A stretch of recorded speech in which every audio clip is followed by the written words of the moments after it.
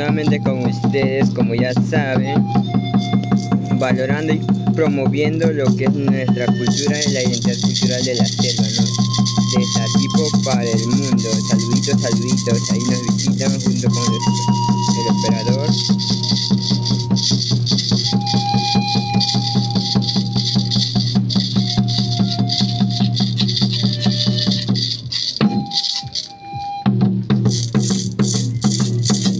Bien, gentita. Si ustedes no son de Satipo o son de Satipo y no conocen cultura chánica, esta es su oportunidad que puedan llegar a conocer un poco más de nuestra cultura.